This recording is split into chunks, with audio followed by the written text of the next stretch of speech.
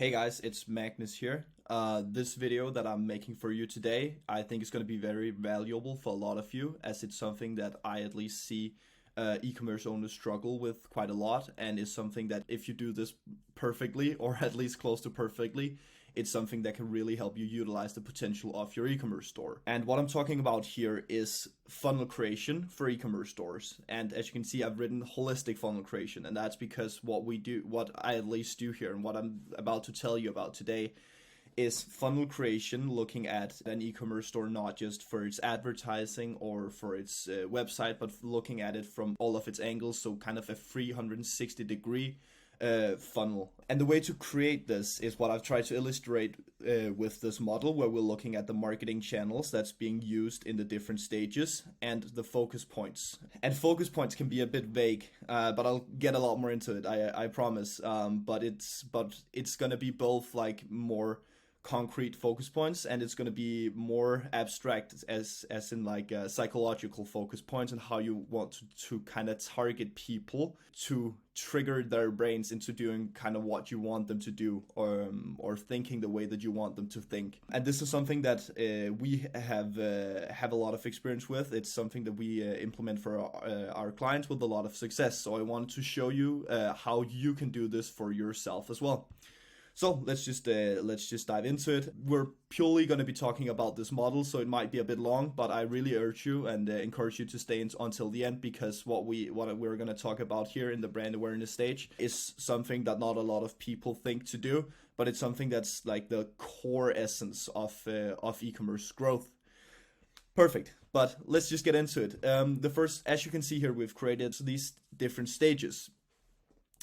The stage, you can kind of look at them. If you know the AIDA model, it's like a model of how you need to kind of engage with people to make them do what you want them to do, or make them kind of follow the purchase journey that you want them to do. So here you can see this is the AIDA model. It's called awareness, interest, desire, and action. So you want to create awareness, you want them, or you want them to be aware of your product, create the interest, make them desire your product, and then they will take action. You can also look at this, and this is what we do, as them being unaware of your product, or not just your store, but kind of the product that you sell, like your niche in general. Then you want them to become problem aware. That you want them to realize that they have a problem that your product solves. Then you want them to become solution aware, which is where they are actively looking for a solution to the problem that your product solves. So they are actively looking for your product. Then you want them to become brand aware, so they want not like just any product in your niche. They, for example, let's say that you sell like bicycles. They are not looking in solution aware. They would be looking for a bicycle or a specific type of bicycle. In brand aware, this is where they are looking for your bicycle exactly at your store, because you have sold your store and like your vision, your brand, your prices, your expertise to them, so you are their go-to. This is where we want them to be. We want as many people as possible to be in here. But if we look at it a lot, and this is why it's so important that we have every stage here, because a lot of people will only target the solution aware people, but the solution aware people is, if we look at it as like a funnel here, it will only, or like a downwards pyramid. You can see like here in the bottom is like the solution aware stage. But if we look at it like that, then you can see the last stage is solution aware stage. People that are actively looking for your product or your type of product will only be 3% of people. Then there are the people that are aware that they have a problem that they want kind of solved. That's around 17% of people. So you have 80% of people that are not actively looking. They might be aware of, they might be like in between the unaware and the problem aware stage, where they're aware of the product or they're unaware of the product, or that they want the product. But it's 80% of people, and these are the people that we really, really want to engage, because the more people we can take from unaware to problem aware, the more we can get down to solution aware, and the more we'll become brand aware, and the more we'll purchase. So going into it, how do we take unaware people and make them purchase? So what we need to focus on, and what we need to realize, when they're unaware, it's going to be their first interaction with you, and this is what it says here, is the initial contact. So what we want to do is we want to show them we want to do what's called push marketing. This is what we do on channels such as like Meta, Pinterest, TikTok, Snapchat, and etc. Places where you show them some kind of, preferably some kind of visual as well as coupled with some text. You want them to kind of get a feeling of what it is that you're selling, but you don't want to be too sales pushy. This is the most important part.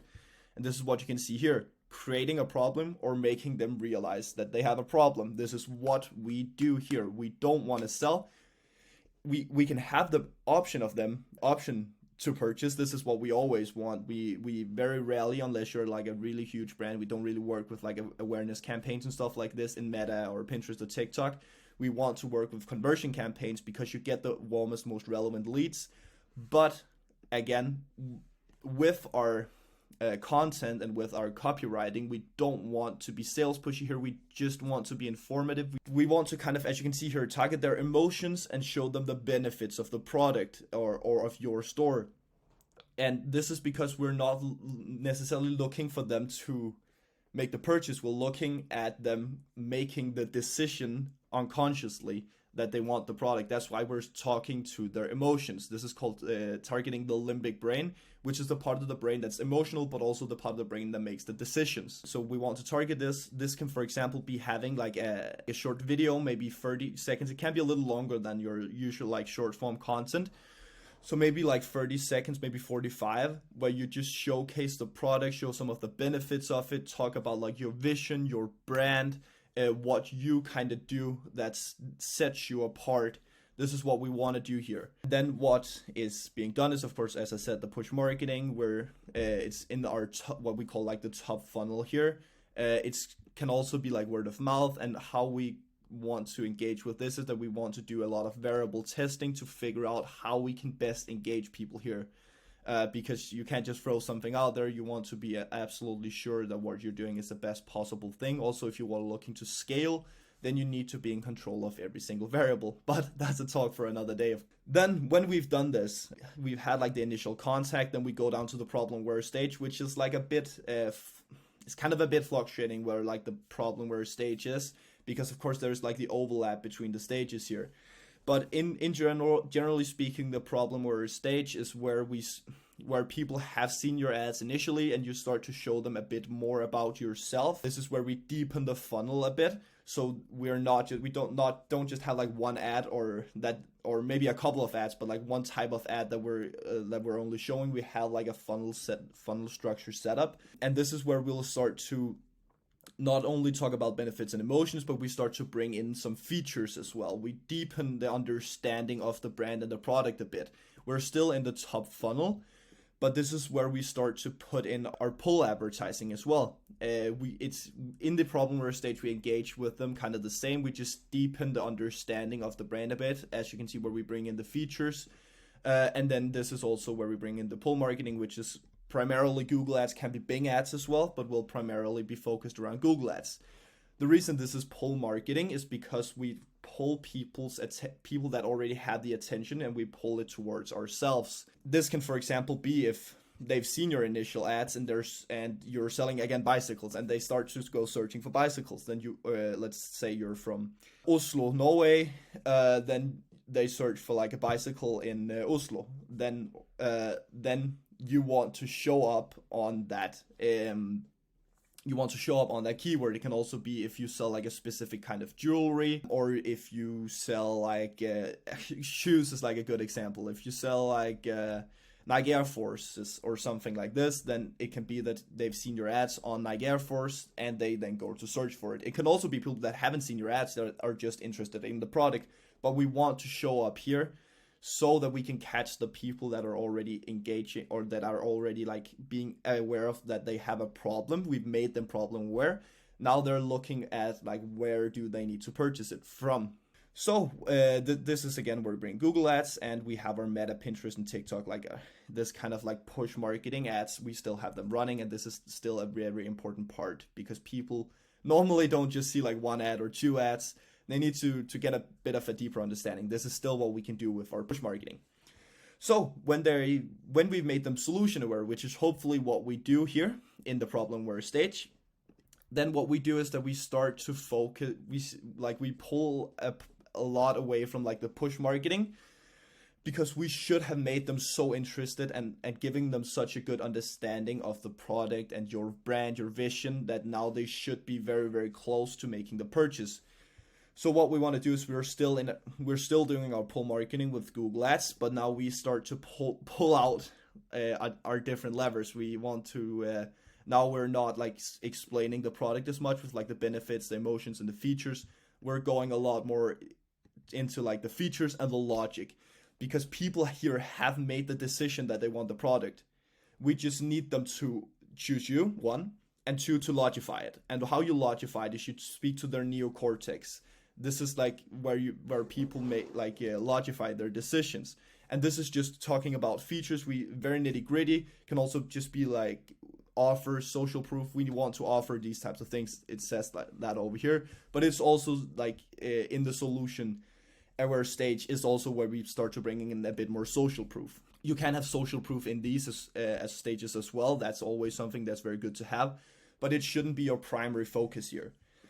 But it should really be here as we're trying to logify the purchase. This is also where we start to not only do like pull marketing, we start to bring in our retargeting. This like retargeting as in, this can be retargeting in Google, it can be retargeting in Meta, which is where it will be very, very important that we do our retargeting, I think, especially it's like in Meta and Pinterest, stuff like this. This is also where we try to make purchasing a bit more attractive, such as like having, which is why it's really important that if you have like bundles you can try to sell, so you make more money. Of course, you might have to give like a discount because they buy more, but again, you still make more because you might sell 3 products instead of 1. So it's like trying to upsell and also cross-sell, which is like if they're looking at one product, then you have another product that they might be interested in, so you show that so they can kind of match those products together.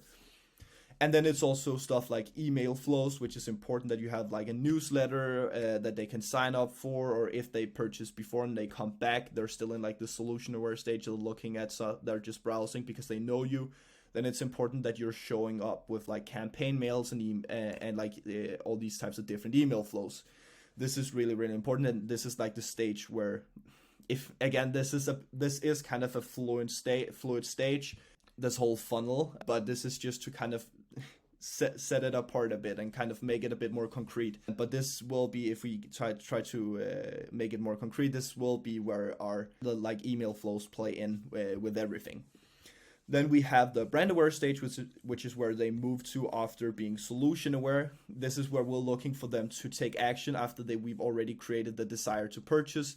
And this is where we just purely rely on logic, social proof, and offers. There's no features. We're not talking about the product anymore. Now they just need to strictly purchase from our retargeting, from upselling, cross-selling. But also this is where we are looking at people that have already purchased. The solution aware stage, we're looking at them to take action. But in the brand aware stage, we're looking both at people that are in their initial purchase, but we're also looking at people that have already purchased a lot more. This is why I have like customer lifetime value. It's really, really important that you have like initiatives for this to increase, so people buy more from you several times, because then you can, of course, if you know that people buy from you 2 or 3 times as like an average, then you know you can spend more on the initial acquisition. This is also stuff like retention. You have something that makes people stay with your brand and keep purchasing. It's really important that we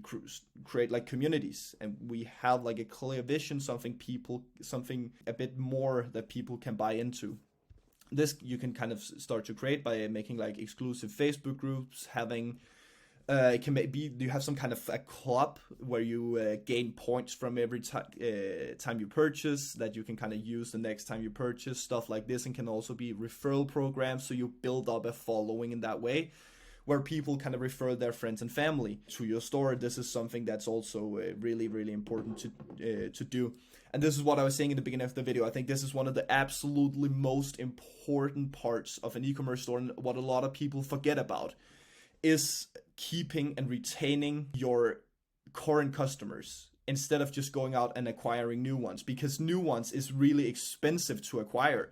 Whereas the ones you have, if you can keep selling to them, that's going to be a lot cheaper, and it's going to build your brand a bit more. That's why this is also called the brand aware stage, because it's people that already know of your brand, either because they've gone so far in your funnel on the initial time of purchasing, or because they've already purchased. And if we can retain these, you're gonna be very, very golden. And this is why, and this is just some of the things again, because I think it's so important that we have very good email flows again, so that we can increase the customer lifetime value and we can make sure that we get the initial purchase if they're there. It's also stuff is like having your checkout optimized so we don't lose people here. Stuff like creating communities, like like clubs where you get like points and stuff like this. So we build up this type of community, because this will help you when you get to the unaware stage with new people. If you have a lot of social proof, or you have these clubs where people can see there's a lot of people, then it's gonna be a lot easier to acquire new customers if they can see that a lot of people engage with you in the way that they're in like exclusive Facebook groups, or they can see that they refer other people, or you have like clubs where there's multiple people in. This will really, really help as like social proof you don't even have to push, or as you can see here, the word of mouth. So that's why this is not necessarily just a funnel. It can also be looked at as like a circle, because if you do this correctly with the customer lifetime value and the community creation, you will build a really, really big brand that will help the word of mouth, and that will help to make the initial contact easier. So it is kind of, you can also kind of look at it as a circle. I hope this has been valuable for you. If you have any questions, please do just write in the comments or send me a DM on some of my socials. And feel free to subscribe to the channel and like the video if you found it useful. I'll be posting on this channel 1 to 2 times a week. So I really hope you've gotten some value out of it, and I look forward to seeing you in the next video. Thanks for watching.